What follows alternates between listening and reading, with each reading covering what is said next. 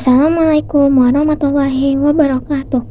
Halo, perkenalkan nama saya Ki Sushmila Azura dari kelompok 2 kelas 94. Di sini saya akan menjelaskan tugas portofolio saya yang berkasus tentang korupsi Pertamina. Langsung saja ke identifikasi masalah. Awal terungkapnya kasus ini bermula dari adanya keluhan masyarakat di beberapa daerah ihwal, buruknya kualitas pada produk BBM Pertamina jenis RON 92 alias Pertamax. Menurut Kepala Pusat Penerangan Hukum atau Kejaksaan Agung Harli Siregar, laporan awal datangnya dari warga Papua, Palembang, dan Sumatera Selatan. Kalau ingat, di beberapa peristiwa ada di Papua dan Palembang terkait soal dugaan kandungan minyak yang katakanlah jelek. Ini kan pernah mendapatkan respon luas dari masyarakat bahwa mengapa kandungan terhadap Pertamax misalnya yang dinilai kok begitu jelek, ujar Harli Siregar pada Senin 24 Februari 2025. Nah, investigasi Kejagung temukan BBM oplosan.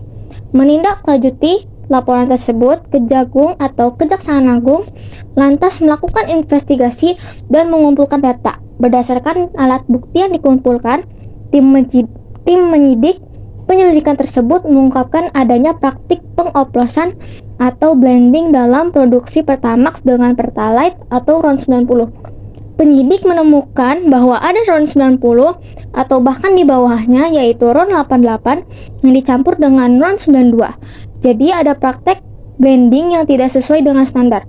Jelas Direktur Penyidikan Jaksa Agung Muda Pidana Khusus Kejagung Abdul Kohar dalam konferensi pers di Jakarta Rabu 26 Februari 2025. Kejagung endus adanya korupsi. Dari hasil penyelidikan, penyidik juga menemukan adanya kenaikan harga Pertamax serta besar subsidi dari pemerintah berkaitan dengan praktik ilegal di dalam tubuh Pertamina. Temuan ini mengarah pada dugaan korupsi dalam tata kelola minyak mentah di Pertamina Patraniaga.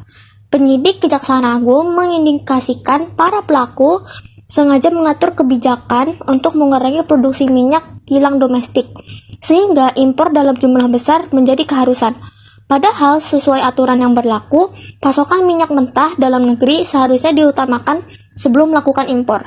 Tersangka mengondisikan hasil rapat optimasi hilir untuk menurunkan readiness kilang, yang berujung pada penolakan minyak mentah dari kontraktor dalam negeri dan akhirnya mendorong impor, kata Kejagung.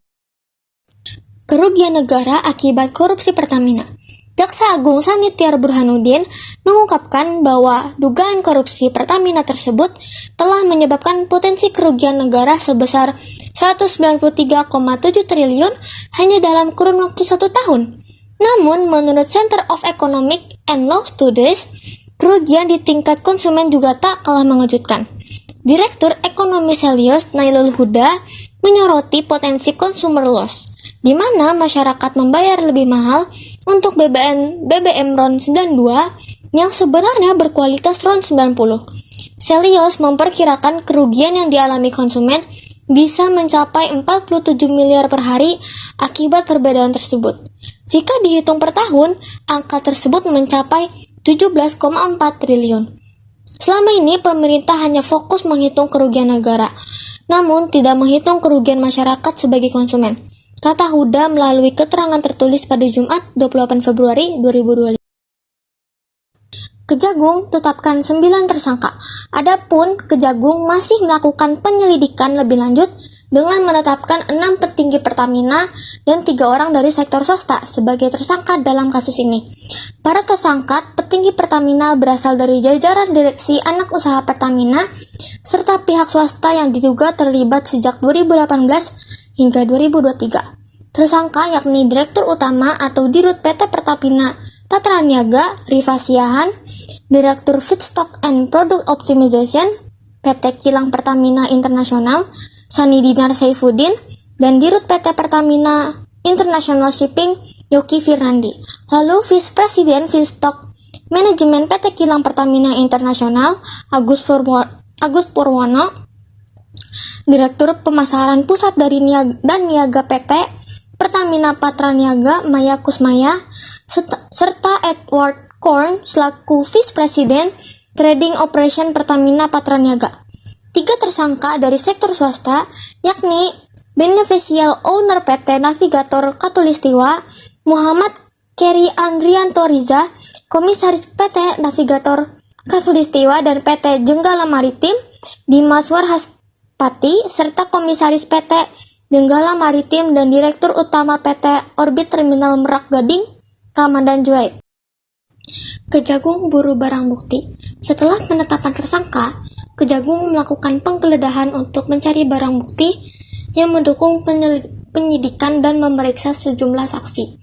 Dalam prosesnya, sejumlah tempat telah digeledah, termasuk 2 rumah milik pengusaha Muhammad Riza Khalid, ayah Muhammad Keri Adrianto Riza, gedung PT Orbit Terminal Merak di Cilegon, dan terminal BBM PT Pertamina Patraniaga di Cilegon.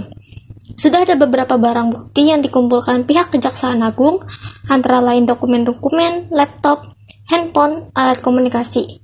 Itu sudah berlangsung pada saat pemeriksaan sebelumnya, ujar Direktur Utama PT Pertamina Simon Aloysius Mantiri dalam konferensi pers yang digelar pada Senin 3 Maret 2025. Selesai sudah identifikasi masalah, selanjutnya ke dasar hukum. Ke-1, Undang-Undang Nomor 3 Tahun 1971 tentang Pemberantasan Tindak Pidana Korupsi. 2. Ketetapan MPR Nomor 11 MPR 1998 tentang penyelenggara negara yang bersih dan bebas KKN. Ketiga, Undang-Undang Nomor 28 Tahun 1999 tentang penyelenggaraan negara yang bersih dan bebas KKN. 4. Undang-Undang Nomor 20 Tahun 2001, Undang-Undang Nomor 31 Tahun 1999 tentang Pemberantasan Tindak Pidana Korupsi. 5. Peraturan Pemerintah Nomor 71 Tahun 2000 tentang tata cara pelaksanaan peran serta masyarakat dan pemberian penghargaan dalam pencegahan dan pemberantasan tindak pidana korupsi. 6. Undang-Undang Nomor 30 Tahun 2002 tentang Komisi Pemberantasan Tindak Pidana Korupsi. 7. Undang-Undang Nomor 15 Tahun 2002 tentang tindak pidana pencucian uang. 8. Peraturan Presiden Nomor 54 Tahun 2018 tentang Strategi Nasional Pencegahan Korupsi Stranas PK. 9. Peraturan Presiden Nomor 102 Tahun 2020 tentang pelaksanaan supervisi pemberantasan tindak pidana korupsi. Yang terakhir, Permenristek Dikti Nomor 33 Tahun 2019 tentang kewajiban penyelenggaraan pendidikan anti korupsi atau IPAK di perguruan tinggi.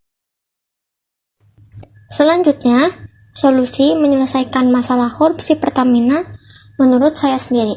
Masalah korupsi di Pertamina menurut saya udah jadi penyakit lama yang susah banget sembuh kalau cuma ditangani di permukaan doang. Salah satu solusi yang menurut saya bisa dilakuin adalah dengan buka semua proses bisnis dan pengadaan secara transparan. Jadi masyarakat juga bisa ikut ngawasin. Misalnya, pengadaan alat atau proyek-proyek besar harus ditampilkan secara terbuka lewat platform digital yang gampang diakses, bukan cuma buat internal, perusahaan, atau orang-orang tertentu. Semakin banyak mata yang melihat, makin kecil peluang buat orang nakal main-mainin anggaran. Terus, orang-orang yang kerja di dalam juga harus dikasih edukasi soal integritas dari awal, bukan cuma sekedar ikut pelatihan formal doang, tapi juga lewat contoh nyata dari pemimpinan yang bersih. Kalau atasannya udah benar, biasanya bawahannya juga segan buat nyimpang. Tapi kalau dari atas saja udah main kotor, ya susah juga berharap yang di bawah lurus semua. Jadi, reformasi itu harus dimulai dari puncak pimpinan, bukan cuma pas ada kasus meledak baru rame-rame berbenah. Yang terakhir, saya rasa penting banget ada perlindungan serius buat whistleblower. Banyak pegawai yang mungkin tahu ada permainan, tapi takut ngomong karena bisa diancam atau dipecat. Harus ada sistem yang bikin mereka aman dan dihargai kalau berani bongkar kejahatan di dalam. Karena kadang, solusi buat masalah korupsi itu bukan cuma soal teknologi atau peraturan, tapi soal keberanian dan kemauan buat berubah dari dalam. Kalau nggak ada itu, ya bakal gitu-gitu aja terus. Yang terakhir adalah action plan. Untuk menyelesaikan masalah korupsi di Pertamina, langkah pertama yang perlu diambil adalah memperkuat implementasi good corporate governance. Penerapan prinsip GCG yang meliputi transparansi, akuntabilitas, tanggung jawab, independensi, dan kewajaran dalam pengelolaan perusahaan dapat menciptakan pengelolaan yang transparan dan akuntabel sehingga mengurangi peluang terjadinya korupsi. Selain itu, integrasi manajemen risiko dan kepatuhan dalam kerangka kerja, governance, risk management, and compliance dapat meningkatkan efektivitas pencegahan korupsi dan meminimalkan risiko penyimpangan. Langkah kedua adalah memperkuat pengawasan internal dan eksternal. Penguatan fungsi audit internal dan peran lembaga pengawas eksternal diperlukan untuk memastikan kepatuhan terhadap peraturan dan kebijakan yang berlaku. Mekanisme kontrol dan pengawasan yang optimal akan mengurangi peluang bagi individu untuk melakukan manipulasi data, mengatur tender, atau terpengaruh oleh bujuk rayu oknum di luar perusahaan. Langkah ketiga adalah mendukung dan memperkuat sistem pelaporan pelanggaran atau whistleblowing system. Pertamina telah memiliki sistem pelaporan yang memungkinkan karyawan dan pihak terkait untuk melaporkan dugaan pelanggaran secara anonim dan terrahasia. Namun, untuk meningkatkan efektivitasnya, perlu ada perlindungan hukum yang lebih kuat bagi pelapor dan sanksi tegas bagi mereka yang menyalahgunakan sistem ini.